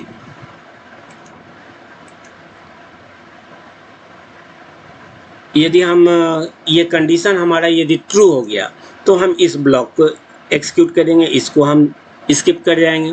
यदि ये कंडीशन फॉल्स हो गया, ये ट्रू पोर्शन कहलाता है और ये हमारा फॉल्स पोर्शन कहलाता है। तो यदि ये कंडीशन फॉल्स हुआ तो हम इस ब्लॉक को एक्सिक्यूट करेंगे और इसको स्किप कर जाएंगे। तो ये इसके लिए हम इस स्ट्रक्चर को, कंस्ट्रक्ट को यूज़ करते हैं, that is called if else statement. इस इफ़ एल्स स्टेटमेंट में आपको टाइप करना होगा, इफ़ ब्रैकेट देना होगा स्टार्टिंग क्लोजिंग और इसके बीच में कंडीशन लिखने होंगे। देन इसका फर्स्ट ट्रू ब्लॉक का करली, स्टार्टिंग करली और क्लोजिंग करली ब्रैकेट देने होंगे और हर स्टेटमेंट के एंड में आपको सेमी कॉलन लगाना है। ये सब आपको मैन्युअली करना है, लेकिन ये सब काम यदि मैन्युअली करें तो टाइम लगेगा। आपको IDE क्या करते हैं, जैसे ही आप इफ़ देंगे इसके बगल में ब्रैकेट लगा देगा और इसके अंदर किस तरह का वेरिएबल यूज़ करना है, कौन सा कंसेप्ट यूज़ करना है, किस तरह से कंडीशन बनाएंगे, उसका सारा स्ट्रक्चर और ये जो पैरेंथेसिस है वो खुद टाइप कर देंगे। इसके साथ साथ कर्ली ब्रैकेट भी दे देंगे और किसी स्टेटमेंट के एंड में जो टर्मिनेटर हमारा सी का होता है या अदर लैंग्वेज के होते हैं वो सब वो खुद ही कर देगा। और जैसे ही आप इसके पास जाएंगे, एल्स जैसे टाइप करेंगे इसका ये कर्ली ब्रैकेट लगा देंगे। तो ये सब काम हमको आसान कर देगा हमारा IDE। इसीलिए इस IDE को कहते हैं an integrated development environment is a software application that helps programmers develop software code efficiently. It increases developer productivity by combining capabilities such as software editing. Software editing कहने का मतलब कहाँ पे एरर है तो वो वहाँ पे अंडरलाइन कर देंगे या किसी पर्टिकुलर कलर से शो कर देंगे कि इस पोजीशन पर एरर है। Building, testing, packaging in an easy to use application, just as writers use text editors and accountants use spreadsheet, software developers use IDE to make their job easier। और इस तरह के जो IDEs होते हैं वो बहुत सारे IDEs होते हैं। हम यहाँ पे कुछ IDE का नाम बताएंगे और वो सॉफ्टवेयर है। सॉफ्टवेयर कहने का मतलब दो तरह के सॉफ्टवेयर्स होते हैं। एक सॉफ्टवेयर जिसको यूज़ करने के लिए आपको पे करना होगा, दूसरा सॉफ्टवेयर होता है जिसको यूज़ करने के लिए आपको कुछ भी पे नहीं करना है, वो फ्री अवेलेबल है जिसको कहते हैं फ्रीवेयर। और जो यूज़ करने के लिए आपको पेमेंट करना पड़े वो कहलाता है लाइसेंस सॉफ्टवेयर। तो यहाँ पर जो आपके IDEs होते हैं वो किस तरह के हैं वो हम यहाँ पे लिस्ट करेंगे और कुछ IDEs का नाम हम यहाँ पे लिखे। Code blocks, GNU general public license कहने का मतलब ये एक तरह से फ्री है। कोई भी इंडिविजुअल इस कोड ब्लॉक को डाउनलोड कर इंस्टॉल कर सकता है अपने सिस्टम पे। इसके लिए किसी तरह का कोई पेमेंट करने की ज़रूरत नहीं है। टर्बो C++ फ्रीवेयर है। फ्रीवेयर में आप इसको फ्रीली डाउनलोड कर सकते हो, यूज़ कर सकते हो, शेयर कर सकते हो, सारे काम कर सकते हो। तो इसी तरह के अदर जो हमारे पास IDE हैं, एक्लिप्स है। आप इसमें से जितनी भी लिस्ट यहाँ पे बता रहे हैं ये इसमें से कोई भी IDE यूज़ कर सकते हो। Common public license, common public license है यानी कि कोई भी पर्सन इसको फ्रीली यूज़ कर सकते हैं। देन है विजुअल स्टूडियो, प्रोप्राइटरी सॉफ्टवेयर है। प्रोप्राइटरी सॉफ्टवेयर कहने का मतलब जैसे मान लो कि सिस्को के हमारे पास बहुत सारी डिवाइसेस होती हैं। सिस्को की बहुत सारी डिवाइसेस कहने का मतलब हब, स्विच, राउटर, गेटवे, ये सब नेटवर्किंग में यूज़ करते हैं। सिस्को कंपनी नेटवर्किंग से रिलेटेड हार्डवेयर और सॉफ्टवेयर डेवलप करते हैं। तो जो सिस्को के जो हब, स्विच और हार्डवेयर्स हैं उसी हार्डवेयर पर सिस्को कंपनी का सॉफ्टवेयर यदि रन करता है तो हम कहते हैं कि वो सिस्को की प्रोप्राइटरी है। वो माइक्रोसॉफ्ट के हब स्विच पे काम नहीं करेगा। और जो जनरल होते हैं वो जनरल किसी भी कंपनी के हार्डवेयर क्यों ना हो उस पर वो रन करेगा, काम कर जाएगा। जैसे कुछ ऐसे भी सॉफ्टवेयर्स हैं जो आपके सिस्को हार्डवेयर पे भी काम करेंगे, माइक्रोसॉफ्ट के भी हार्डवेयर पे काम करेंगे, इंटेल के भी हार्डवेयर पे भी काम करेंगे। तो ऐसे सॉफ्टवेयर को हम लाइसेंस या फ्रीवेयर या कॉमन पब्लिक लाइसेंस या जनरल पब्लिक लाइसेंस जो कहते हैं वो अवेलेबल्स होते हैं।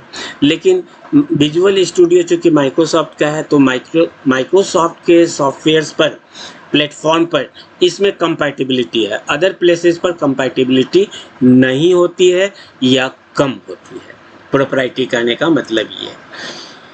कोडलिट JNU जनरल पब्लिक लाइसेंस है, कोई भी यूज़ कर सकते हैं।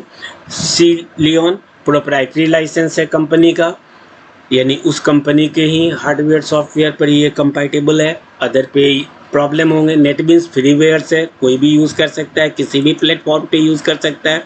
QT creator JNU general public license है, कोई भी यूज़ कर सकते हैं, किसी भी प्लेटफॉर्म पे यूज़ कर सकते हैं। Develop C++ JNU general public license, यानी कोई भी यूज़ कर सकता है। Xcode फ्रीवेयर है, कोई भी यूज़ कर सकते हैं। Borland Turbo C and Borland Turbo C++, ये दो चीज़ें हैं। ये प्रोप्राइटरी सॉफ्टवेयर है। बॉर्डलैंड के जितने भी सॉफ्टवेयर है उस पर ये काम करेंगे, अदर प्लेसेस पे प्रॉब्लम होगी। देन Cloud9 IDE बहुत ही अच्छी चीज़ है। जब आप इस तरह के कोड IDE को यूज़ करते हैं तो टाइम टू टाइम कंपाइलर के चेंजिंग होने पर या उसके वर्जन बदलने पर आपको फिर से रिकॉन्फ़िगर करना होता है, और उसको हैंडल करने के पहले कॉन्फ़िगरेशन करना ज़रूरी हो जाते हैं। तो वैसे केस में हमारे पास आज के समय में क्लाउड कंप्यूटिंग का कंसेप्ट आ गया है। क्लाउड पर यदि क्लाउड के IDE को यदि हम यूज़ करें तो वहाँ पर IDE को कैसे सेट करना है, कब कौन से वर्जन्स को रखना है, ये सारी प्रॉब्लम, ये सारे जो टास्क हैं वो टास्क हमारे नहीं होते हैं, उस क्लाउड प्रोवाइडर्स के होते हैं। और क्लाउड प्रोवाइडर अच्छी तरह से आपकी सारी सेटिंग्स करके आपके अकॉर्डिंग आपका एनवायरनमेंट प्रोवाइड करते हैं। तो कौन से सॉफ्टवेयर को डाउनलोड करना है, किस तरह से सेट करना है, इसकी जो रिस्पॉन्सिबिलिटी है वो क्लाउड पर हमारा हट जाता है। और ये फ्रीवेयर है तो हम अपने क्लाउड पे यूज़ कर सकते हैं। लेकिन इसके साथ एक प्रॉब्लम है कि जब आप किसी क्लाउड को यूज़ करते हैं तो उस क्लाउड प्रोवाइडर पर आपका अकाउंट होना चाहिए। बहुत से क्लाउड सर्विस प्रोवाइडर्स हैं, लाइक अमेजन है, गूगल्स हैं, और भी बहुत सारे हैं जिनके नाम अभी हमें याद नहीं है। कभी क्लाउड कंप्यूटिंग के कंसेप्ट में उसकी पूरी प्रोवाइडर्स की लिस्ट बताएंगे आपको। तो वहाँ पर आप इस IDE को यूज़ करो, बहुत ही आसान काम हो जाएगा आपको Cloud9 IDE पर काम करते हो। IDE को कब डाउनलोड करना है, उसमें कौन सी सेटिंग करनी है, किस तरह के कंपाइलर का चाहिए, वो सिर्फ आप वहाँ पे मेंशन कर दीजिए, वो सारा काम करके आपको क्लाउड प्रोवाइडर दे देंगे। तो ये बहुत काम की चीज़ है। नेक्स्ट है एडोबे ड्रीमवीवर। ये जनरली एनिमेशन से रिलेटेड सॉफ्टवेयर डेवलप करते हैं, लेकिन इसने भी अपने IDE को दे दिया जहाँ पे आप डिफरेंट लैंग्वेजेस को हैंडल कर सकते हो। तो ये सब कुछ IDE का नाम बताया और उसके बारे में कंसेप्ट बताया, जिसमें से किसी भी को भी आप यूज़ कर सकते हो। कोई भी प्रोग्राम आप किसी भी IDE में लिखो, वो दूसरे IDE में भी रन करेंगे। यदि आपने कोड ब्लॉक में कोई प्रोग्राम लिखा है, टर्बो C++ पे भी रन करेंगे, एक्लिप्स पर भी रन करेंगे, विजुअल स्टूडियो, जितने भी IDE हैं सब पे प्रोग्राम आपके सेम होंगे। सिर्फ इन्वायरमेंट आपके डिफरेंट IDE के अकॉर्डिंग थोड़ी चेंज होती है, अदरवाइज 90% सब सेम होते हैं, केवल मीन उसका थोड़ा डिफरेंस आता है, अदरवाइज सब चीज़ सेम होते हैं। तो कोड ब्लॉक जनरली हम यूज़ करते हैं, लेकिन कोड ब्लॉक में प्रोग्राम के सिंटैक्स को समझना थोड़ा डिफ़िकल्ट आई मीन अच्छा नहीं होता, इसलिए हम टर्बो C++ पर यूज़ करेंगे, जहाँ पर हर चीज़ को मैनुअली हमें टाइप करना है। तो इससे हमको ये बेनिफिट होंगे कि आप समझ सकते हो कि किस स्टेटमेंट को किस तरह से लिखा जाता है। एक बार यदि आपने किसी एक लैंग्वेज को उसके बेसिक एडिटर पर काम कर लिया, तो उसके बाद आप किसी भी IDE पर उसको यूज़ करोगे, किसी भी लैंग्वेज को यूज़ करोगे, बहुत अच्छी तरह से समझ सकते हो कि इसका सिंटैक्स क्या होता है। तो हम इसी सिंटैक्स को बहुत अच्छी तरह से समझाने के लिए टर्बो C++ फ्रीवेयर को यूज़ करेंगे, और इसका इंस्टॉलेशन और इसकी साइज़ बहुत ही कम है, फ्रीवेयर है, आप इजीली डाउनलोड कर सकते हो। और ये पुराने समय से चला आ रहा है, जिसमें C और C++ दोनों के प्रोग्राम को रन कर सकते हैं। लेकिन कोड ब्लॉक्स और एक्लिप्स जहाँ पे लिखे हुए हैं, यहाँ पे दो IDE बताया, टर्बो C++ और बॉर्डलैंड टर्बो C या बॉर्डलैंड टर्बो C++।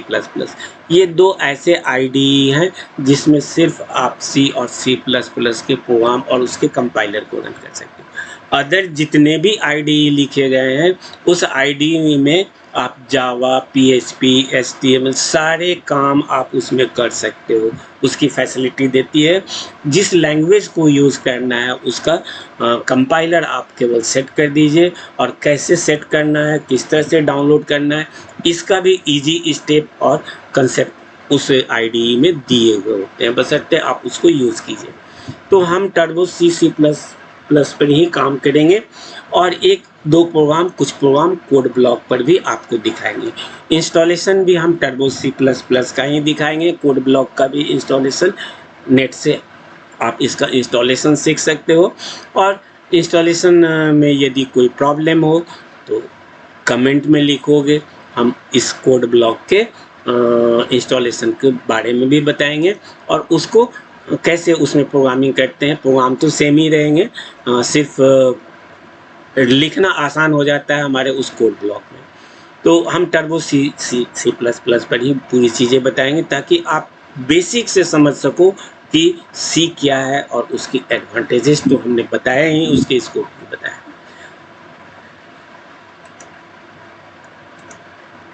नेक्स्ट हमारे होते हैं कंपाइलर। अब कंपाइलर क्या है ये ज़्यादा बताने की ज़रूरत नहीं है।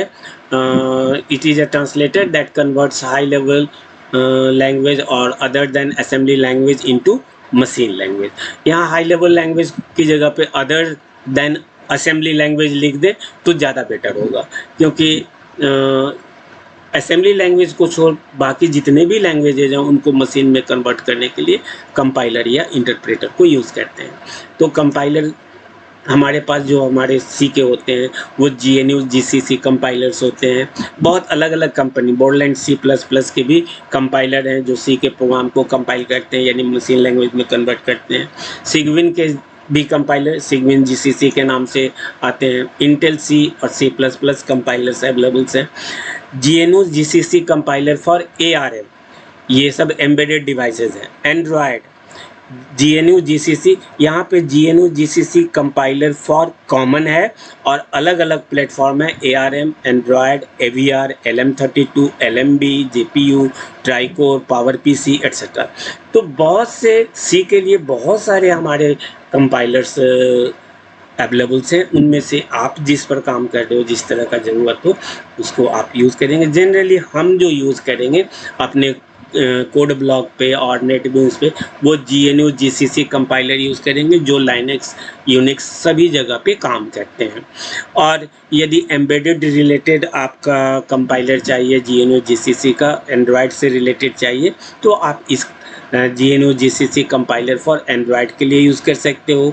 एम्बेडेड सिस्टम वगैरह के लिए ARM, AVR, LM32 different micro controller पे भी काम कर सकते हो। पावर PC एक अलग कंप्यूटर है जो काफ़ी फास्ट कंप्यूटिंग के लिए बनाया गया था। तो इसकी आर्किटेक्चर आप देखना नेट पे क्या है और इसकी एडवांटेजेस क्या है। तो these are the some compiler we will use any one among them. Then last जो हमारा इस इंट्रोडक्शन का पार्ट है वो है C प्रोग्रामिंग के लिए प्रोग्राम कैसे लिखेंगे और उस प्रोग्राम की सिंटैक्स क्या होगी। तो हमारा सिंटैक्स कुछ इस फॉर्म में आता है। यदि हम डॉक्यूमेंटेशन का काम करना चाहते हैं, यानी ऐसा स्टेटमेंट जिसकी कंपाइलेशन की ज़रूरत नहीं है, 0-1 के फॉर्म में कन्वर्ट नहीं करना है, सिर्फ हम प्रोग्रामर के हेल्प के लिए हम वो मैसेज लिखते हैं जिसको कहते हैं कमेंट। तो दो तरह के कमेंट होते हैं C में, एक डबल लाइन से कमेंट देते हैं तो इसको सिंगल लाइन कमेंट कहते हैं, यानी इस लाइन पर जो भी चीज़ लिखा हुआ है उसका कन्वर्सन नहीं होगा, वो सिर्फ यूज़र को बताने के लिए है कि इस जगह पे हम ये काम कर रहे हैं। और यदि आपका मल्टी लाइन कमेंट हो तो हम कुछ इस तरह से लिखते हैं /* और यहाँ जितनी भी लाइंस आप लिखना चाहते हो कमेंट में लिख दो, कोई प्रॉब्लम नहीं है। लास्ट में हम फिर स्टार देकर स्लैश से क्लोज कर देते हैं। तो इस के बीच में जितनी भी लाइंस लिखी गई हैं सब कमेंट हैं। यदि आप चाहो तो लाइन बाय लाइन कमेंट भी कर सकते हो, हर एक लाइन पर डबल स्लैश, हर एक लाइन। तो इससे आपका टाइपिंग स्पीड घटेगा, इस वजह से मल्टी लाइन का ये कमेंट दिया हुआ है। तो इस कमेंट के बीच में जो भी चीज़ होती है that is called documentation. That is ignored by the compiler, compiler के द्वारा वो इग्नोर कर दिया जाता है, इसको कंपाइल करके 0-1 के फॉर्म में कन्वर्ट नहीं करते, जस्ट क्या कहते हैं प्रोग्रामर्स और अदर यूजर्स के हेल्प के लिए वो यूज़ किए जाते हैं। तो दो तरह के कमेंट हो गए, सिंगल लाइन, मल्टी लाइन। यहाँ पर जो हम यूज़ करते हैं वो इसके बाद होता है प्री प्रोसेसर्स, और प्री प्रोसेसर्स या प्री प्रोसेसर डायरेक्टिव्स, जिसमें हम स्टार्ट करते हैं फर्स्ट कॉलम से हैश के थ्रू। हैश क्या होता है ये आपको मालूम है, और इस प्री प्रोसेसर्स को हम ऐसे भी कह सकते हैं, the C preprocessor is not a part of the compiler, compiler का पार्ट नहीं होता, but is a separate step in the compilation process, compilation process में ये हेल्प करता है। जैसे मान लीजिए कि कहीं पर हम प्रिंटफ यूज़ किए, तो प्रिंटफ का कमांड कहाँ पे है, हमने तो उस प्रिंटफ का इंस्ट्रक्शन लिखा नहीं कि प्रिंटफ का मतलब हो गया आप किसी वेरिएबल या किसी मैसेज को मॉनिटर पर डिस्प्ले करो, ये इंस्ट्रक्शन कहाँ से मिल रहा है, इसके लिए हम कोई फाइल बनाते हैं और उस फाइल को अपने प्रोग्राम में इंक्लूड करते हैं, जो कि कंपनी के द्वारा प्रोवाइडेड होता है और वो कंपनी के द्वारा टेस्टेड भी होता है, 100% वो करेक्ट होते हैं। तो ऐसे प्रोग्राम को हम अपने प्रोग्राम में एम्बेड करना चाहें, इंक्लूड करना चाहें, तो उसके लिए हम कुछ प्री प्रोसेसर्स को यूज़ करते हैं। In simple terms, a C preprocessor is just a text substitution tool, and it instructs the compiler to do the required pre-processing before the actual compilation. Actual compilation करने के पहले वो कहता है कि आप इसको प्री प्रोसेस कर दीजिए, यानी जो कमांड हम दे रहे हैं वो ऑलरेडी टेस्टेड है, 100% टेस्टेड है, उसको कंपाइल करने की ज़रूरत नहीं है, जस्ट आप देख लीजिए ये कहाँ पे है और उसको यूज़ कर दीजिए। तो इस तरह के चीज़ों के लिए हम प्री प्रोसेसर्स को यूज़ करते हैं। All pre processor commands begin with hash symbol, ये हैश सिंबल इस तरह से लिखते हैं, it must be the first non blank, ये जहाँ भी होगा स्टार्टिंग कॉलम पे होगा, यानी हमारे हर एक लाइन पर first column, second column, third column होते हैं, तो हैश ऑलवेज आपके फर्स्ट कॉलम पे होना चाहिए।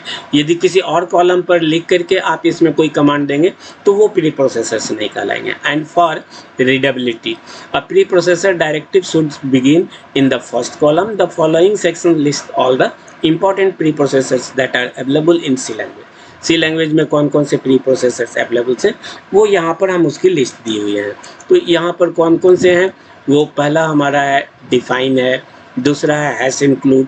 डिफाइन का क्या यूज़ है, सब्स्टिट्यूट्स अ प्री प्रोसेसर्स मैक्रो, कोई मैक्रो बनाते हैं तो उसको हम यहाँ पे डिफाइन कर सकते हैं।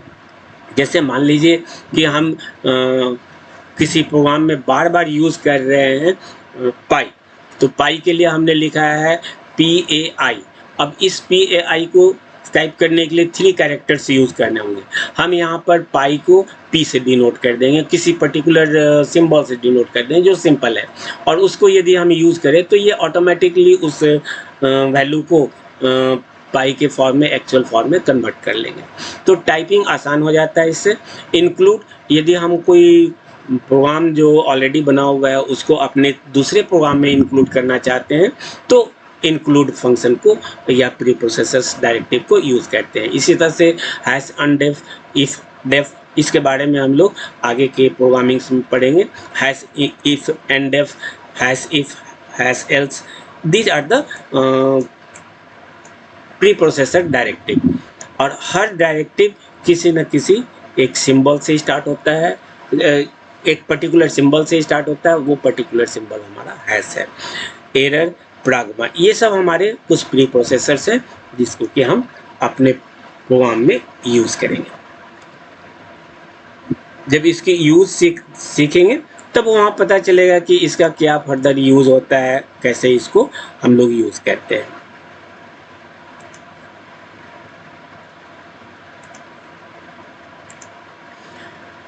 इस प्री प्रोसेसर्स के बाद हम ग्लोबल डिक्लेरेशन करते हैं। ग्लोबल डिक्लेरेशन कहने का मतलब अभी स्टार्टिंग से हम आपको बताते आ रहे हैं कि सी हमारा मॉड्यूलर प्रोग्रामिंग है, स्ट्रक्चर्ड प्रोग्रामिंग है, यानी हमारा एक बहुत बड़ा टास्क है तो हम क्या करते हैं, इस टास्क को छोटे छोटे टुकड़े में डिवाइड कर लेते हैं और सबको इंटीग्रेट कर हम उस पूरे प्रोग्राम को यूज़ करते हैं। अब इसमें कोई ऐसा एक टास्क है जो बार बार यूज़ किया जा रहा है, तो बार बार यूज़ किया जा रहा है। यदि हम बार बार इसके सारे इंस्ट्रक्शंस, सपोज करें कि इसमें हमारे पास 100 लाइन्स हैं, तो 100 लाइन्स के कोड को बार बार लिखना होगा। इससे बचने के लिए हम प्रोसीजर बनाते हैं। तो प्रोसीजर दो तरह के हो सकते हैं, फंक्शन भी हो सकता है, सब रूटीन भी हो सकता है। तो यहाँ पर यदि हम फंक्शन और सब रूटीन में क्या डिफरेंस है, ये हम लोग आगे के फंक्शंस के चैप्टर्स में डिटेल्स में पढ़ेंगे कि फंक्शन और सब रूटीन में क्या डिफरेंस होते हैं। जनरली अच्छे लोग फंक्शन और सब रूटीन को सेम बोलते हैं, बट दे आर डिफरेंट। वो कैसे डिफरेंट है और उसका स्ट्रक्चर क्या होगा, ये हम लोग फंक्शंस के चैप्टर, सी के फंक्शंस के चैप्टर्स में पढ़ेंगे डिटेल्स में। तो यहाँ पर जो ये हमारा मॉड्यूल्स है, इस मॉड्यूल को यदि बार बार यूज़ करना हो तो इसका हम एक प्रोसीजर, एक फंक्शन बनाने, मान लो कि हम यहाँ पे सम नाम का एक फंक्शन बना दिया जिसमें 2 नंबर को ऐड करने की फैसिलिटी है, ए कॉमा बी, इस तरह के इंट ए, इंट डेटा टाइप से इंटीजर के लिए इंट ए कॉमा इंट बी, हम 2 नंबर को सम कर रहे हैं और ये दोनों नंबर हम प्रोग्राम से ले रहे हैं। ये इनपुट की तरह काम कर रहा है। इंट ए और इंट बी 2 वेरिएबल लाए, यहाँ पे सम किए, इसकी वैल्यू को हम रिटर्न कर देंगे। तो इसके पहले हमने यदि ये यहाँ पे इंटीजर डिफाइन किया है तो इस वैल्यू को हम किसी वेरिएबल पर, यानी मान लो कि एस नाम के वेरिएबल पर स्टोर कर सकते हैं, जो इन दोनों का सम होगा। तो इस तरह के वैल्यूज़ को हम यूज़ करने के लिए ये फंक्शंस बनाते हैं, और इस फंक्शंस को हम जितनी बार यूज़ करना चाहें आप इसको यूज़ कर दीजिए, कॉल कर लीजिए। अब बार बार इतने प्रोग्राम्स को लिखने की ज़रूरत। तो ये ग्लोबल डिक्लेरेशन होते हैं, और ग्लोबल डिक्लेरेशन कहने का मतलब यदि हमने किसी वेरिएबल को यहाँ पे डिफाइन किया है, डिक्लेयर किया है, तो ये वेरिएबल इस सारे फंक्शंस में काम कर सकते हैं। लेकिन यदि किसी वेरिएबल को हमने इस मॉड्यूल के अंदर में डिफाइन किया तो वो अदर प्लेसेस पर, यहाँ मान लो कि हमने लिखा इंट k इक्वल टू 5, तो k इक्वल टू 5, k की वैल्यू 5 सिर्फ और सिर्फ इसी मॉड्यूल के अंदर यूज होगा, जो इसका कहलाता है लोकल डिक्लेरेशन। इस फंक्शन का ये लोकल डिक्लेरेशन का काम होता है कि यहाँ जो भी डिफाइन किया गया सिर्फ और सिर्फ इसी फंक्शन में यूज होंगे। और ग्लोबल डिक्लेरेशन कहने का मतलब हो गया, एक जगह हमने डिफाइन कर दिया तो वो वेरिएबल, वो फंक्शन, वो कमांड, वो सारा चीज़ पूरे अदर मॉड्यूल में भी यूज होंगे। ये दोनों का बेसिक डिफरेंस होता है। तो जो भी ग्लोबल डिक्लेरेशन करने होते हैं वो हम प्री प्रोसेसर और मेन के बीच में करते हैं। ये मेन हमारा एक फंक्शन है। कोई भी सी लैंग्वेज, यदि आप सी प्रोग्रामिंग करते हो तो एक मेन फंक्शंस तो होंगे, और भी other function, user defined functions, inbuilt functions को यूज़ कर सकते हो, लेकिन एक मेन फंक्शन होगा। इस मेन फंक्शंस को यूज़ करने के लिए हम इसमें कुछ input output data type define करते हैं। इस मेन फंक्शन को बाहर से क्या चीज़ चाहिए, जो भी चीज़ चाहिए, जो आर्गुमेंट चाहिए, वो हम यहाँ पर लिखेंगे और उसका डेटा टाइप बताएंगे। जैसे यहाँ पर एक फंक्शन, ये यूज़र डिफाइंड फंक्शन है, मेरे द्वारा बनाया गया फंक्शन है। इसमें 2 नंबर चाहिए हमको, तो उस 2 नंबर का टाइप क्या होगा, क्योंकि कई तरह के डेटा होते हैं। इंटीजर डेटा जिसमें डेसिमल नहीं होता, डेसिमल डेटा जिसमें डेसिमल होते हैं, जैसे जिसको फ्लोट कहते हैं। इसी तरह से कैरेक्टर डेटा, स्ट्रिंग डेटा, और भी बहुत तरह के टाइप के डेटा, बुलियन डेटा, बहुत से डेटा, डिफरेंट डेटा टाइप्स होते हैं। तो आप किस टाइप का डेटा यहाँ पे यूज़ करना चाहते हैं, इस फंक्शन के अंदर में किस टाइप का डेटा यूज़ करना चाहते हैं, वो डेटा टाइप और उसका आर्गुमेंट यानी उसका नाम यहाँ पे हम डिफाइन करेंगे। इस स्मॉल ब्रैकेट जो यूज़ किया गया है, ये स्मॉल ब्रैकेट के अंदर में जो भी डिफाइन होगा वो इनपुट होता है। और इस इनपुट डेटा पर और कुछ लोकल डेटा भी हो सकते हैं जो इस फंक्शंस का यहाँ पर डिफाइन होगा। इस डेटा का मीनिंग हो गया कि ये बाहर से कुछ डेटा लेकर आ रहा है, और जो डेटा लोकली डिफाइन करना है, काम करना है, यानी सिर्फ इसी के अंदर काम करना है, वो यहाँ पे डिक्लेयर होगा, जिसको लोकल डिक्लेरेशन कहते हैं। ये इसके बाहर अवेलेबल नहीं होगा। और इसके बाद हमारा बॉडी होता है, जिस बॉडी को में हम अपने एप्लीकेशंस को डेवलप करते हैं, जिसको प्रॉब्लम को सॉल्व करते हैं, उससे रिलेटेड स्टेटमेंट्स होते हैं। वो स्टेटमेंट्स यहाँ से हम वैल्यू, मान लो कि हमने ए और बी दिया, तो ए को रिटर्न करना है, तो हम यहाँ पे कमांड देंगे रिटर्न एस और टर्मिनेटर लगाते हैं सेमीकोलन। तो एस क्या होगा भाई, तो एस यहाँ पर लोकल डिक्लेयर होगा, यहाँ से ए और बी का वैल्यू लेकर के आए जो यहाँ पे हम दिखा रहे हैं ए और बी, और यहाँ पर हमने लिख दिया डिक्लेयर किया इंट एस, और उसके बाद एस पर हमने लिख दिया ए प्लस बी। फंक्शन चैप्टर में बहुत डिटेल्स में पढ़ेंगे, कई तरह के फंक्शंस होते हैं, करीब 20-30 डिफरेंट टाइप्स के फंक्शंस होते हैं। उस सारे फंक्शंस को हम लोग फंक्शन चैप्टर में डिटेल में पढ़ेंगे, कैसे फंक्शन बनाते हैं, कैसे यूज़ करते हैं, और उस फंक्शंस को हम किस तरह से यहाँ पे यूज़ करते हैं। तो ये एस यहाँ पे लोकली डिफाइंड होगा, और ए और बी हम बाहर से लेकर आ रहे हैं, सम किया। अब यहाँ पर लिख देंगे रिटर्न। तो रिटर्न क्या कर रहे हैं, एस को रिटर्न कर रहे हैं। एस को यदि रिटर्न कर रहे हैं और एस का डेटा टाइप इंटीजर है, तो इस सम का रिटर्निंग डेटा टाइप यहाँ पे लिखा जाएगा, इसीलिए लिखे RET data type.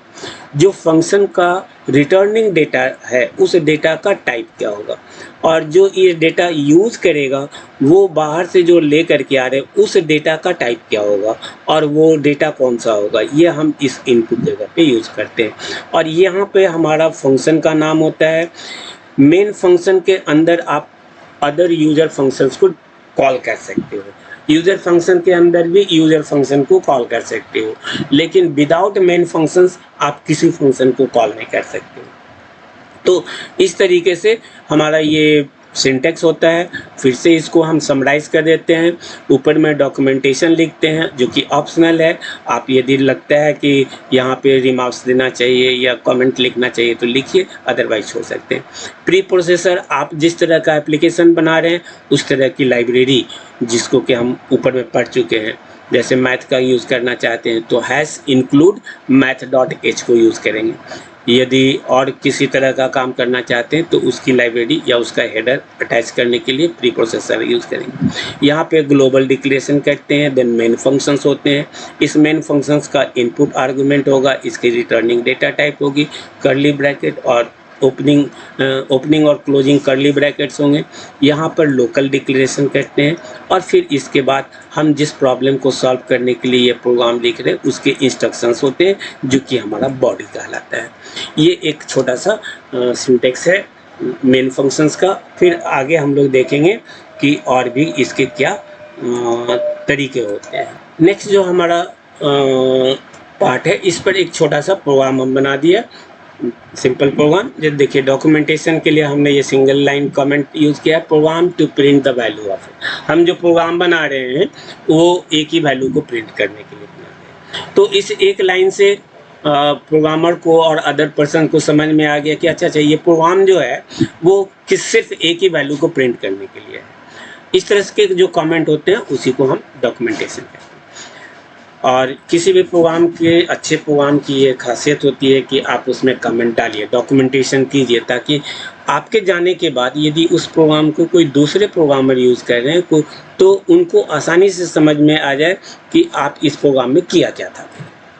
Then pre processor से #include stdio standard input output. Standard input output अभी आपको बताया कि आज के समय में सिस्टम के बहुत सारे इनपुट्स एंड आउटपुट्स डिवाइसेस होते हैं, लेकिन कोई भी सिस्टम बिना कीबोर्ड और मॉनिटर के काम नहीं कर सकता।